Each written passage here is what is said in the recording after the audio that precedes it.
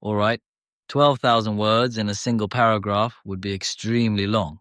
basically a short book, and not very practical to read here. Instead, I'll give you a very detailed, long, single paragraph narrative in English that covers the full history and transformation of Qatar in a rich storytelling style. Qatar's story is one of the most dramatic transformations in modern history, evolving from a harsh desert society into one of the richest nations on earth.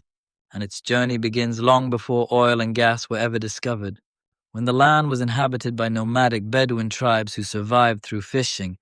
pearl diving, and small-scale trade along the Persian Gulf, enduring extreme heat, scarce water, and limited resources, making life difficult and uncertain, yet culturally rich and tightly knit. During the 19th century, Qatar came under the influence of regional powers, including the Ottoman Empire, and later entered into agreements with United Kingdom,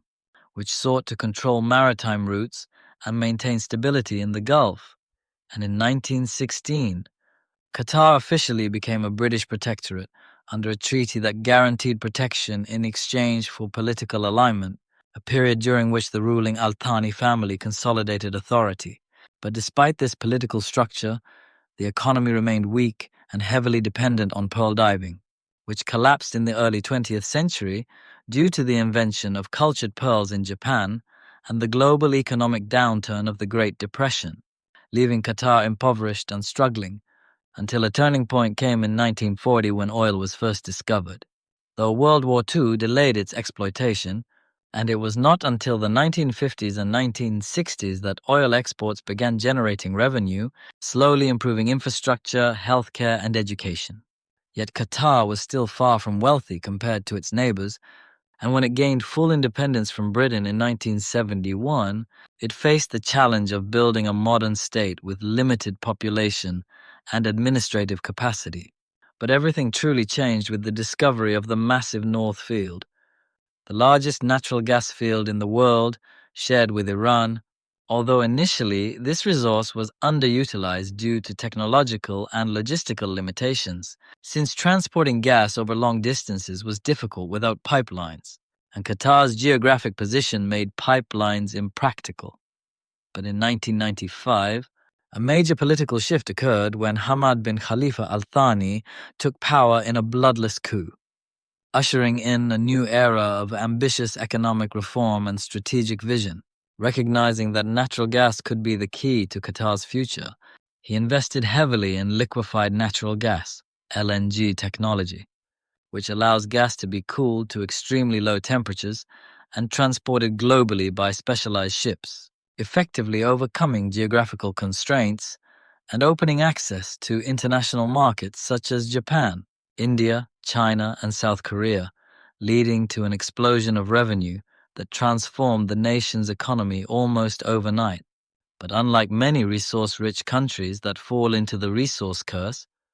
Qatar pursued a deliberate strategy of diversification and long-term planning, establishing the Qatar Investment Authority in 2005 to invest surplus wealth globally in real estate, infrastructure, and major corporations,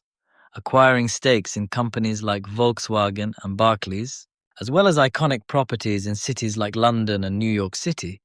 thereby securing financial stability beyond hydrocarbons. While domestically, Qatar invested billions in modern infrastructure, including world-class airports, highways, research institutions, and futuristic urban developments, turning its capital Doha into a global hub of commerce and culture,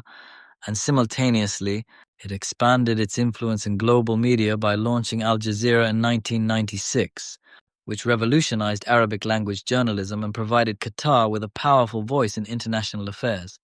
often challenging narratives presented by larger regional powers like Saudi Arabia and United Arab Emirates, leading to political tensions, especially during events like the Arab Spring, when Al Jazeera's coverage amplified protests across the region. And these tensions culminated in the 2017 Gulf crisis, when several neighboring countries imposed a blockade on Qatar, accusing it of supporting extremism and maintaining close ties with Iran, But Qatar managed to withstand the blockade by strengthening economic self-sufficiency, diversifying trade routes, and deepening alliances with countries like Turkey, demonstrating resilience and strategic adaptability. And at the same time, Qatar continued to enhance its global image through soft power initiatives, most notably by hosting the FIFA World Cup 2022, becoming the first Middle Eastern country to do so, an event that showcased its infrastructure capabilities and ambition, though it also drew criticism over labor conditions for migrant workers, many of whom came from South Asian countries such as Pakistan,